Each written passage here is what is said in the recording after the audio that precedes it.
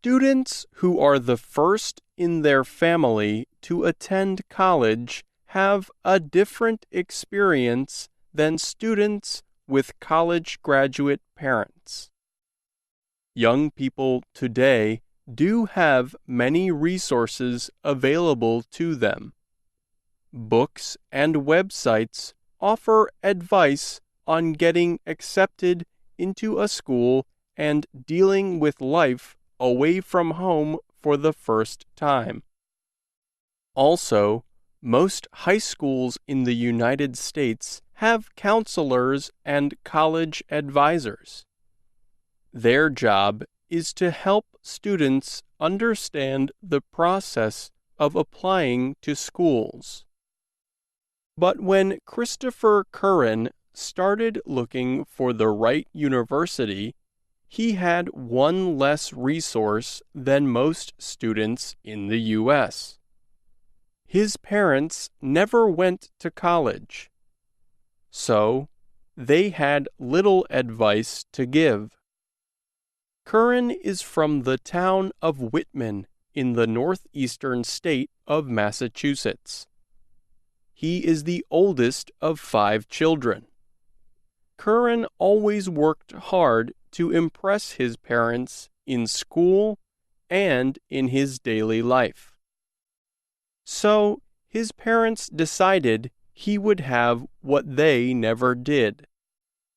Curran's parents had little money, but they worked hard to send him to Boston College High School, a well-known and respected private high school, in 2000. Curran says he always felt different from his classmates.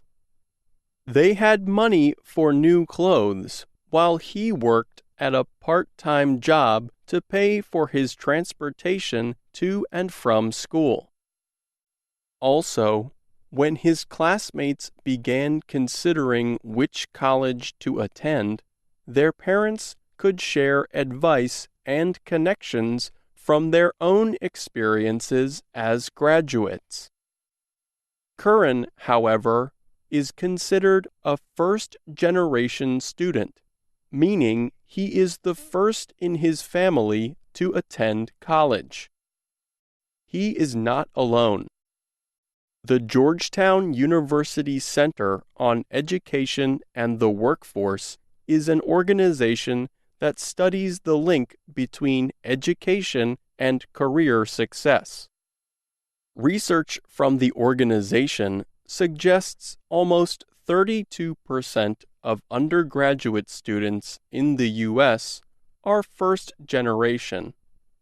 The research also suggests first-generation students have a much more difficult college experience than those whose parents hold degrees. Researchers found only about 40% of first-generation students completed a degree or certificate program after 6 years of study. About 55% of students with degree-holding parents completed their programs in the same amount of time. In 2004, Curran chose to attend Bridgewater State University because it was close to his family. He admits that it was difficult to be unable to ask his parents for advice on specific things like choosing classes. His mother was more worried about the risky behavior that can happen at colleges, especially involving alcohol. Curran says at first he felt he had to work harder than other students to prove himself.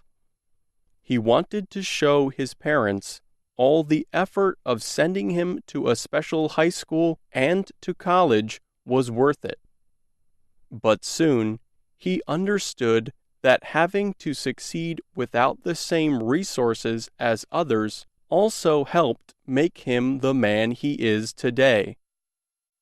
I realized it was a lesson, and I realized that a lot of those kids that I went to high school with weren't going to have the same understanding of how the real world works because they've never had to work for it. gone into college, I definitely had a respect for what it took to get there and what it took to succeed, and that it wasn't just something that happened. Curran finished his undergraduate degree in 2008 and then went on to complete a master's degree as well. He says his path was long and never easy. But, he says, if a person never tries, they will never know if they can succeed. Maria Urena is a college advisor with the College Success Foundation. Her organization works to improve college graduation rates among first-generation students and other minority groups. She says Curran's story is very common among first-generation students. Urena notes that not all first-generation college students are the same. They may be from high or low-income families. They may have been born in the U.S. or a foreign country. Urena works with students at A.C. Davis High School in the northwestern state of Washington. About 80% of the students there live in poverty, she says. Also, 49 out of the 50 students in her program have parents who never completed high school. Most of these students also have had to deal with traumatic experiences in their lives, Urena adds. This includes family members dying or going to prison. Also, families often need older children to work to provide extra income. Many of her students believe there is no chance they will ever go to college, she says. And those who do make the choice to seek higher education do not know what it requires. A lot of times students don't even know where to begin the process, like what kind of questions they need to be asking. That is why Urena meets regularly with both students and parents to discuss their goals and how to reach them. She brings community members in to help students with their application materials. The library at A.C. Davis High School stays open late so students can do things like apply for financial aid in their free time.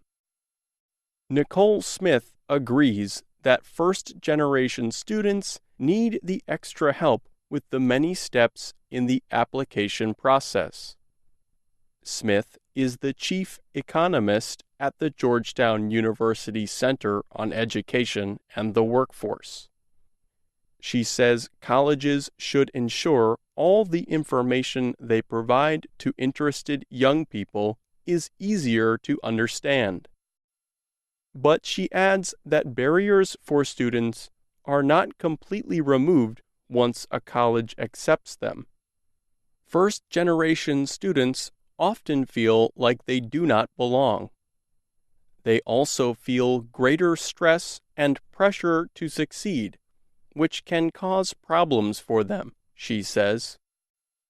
When you ask them, what are some of your biggest challenges and some of your greatest fears, they have a great fear of failure because they feel if they fail, they not only fail themselves, they fail their parents, they fail their children or their potential children if they don't have children yet, they fail their other relatives.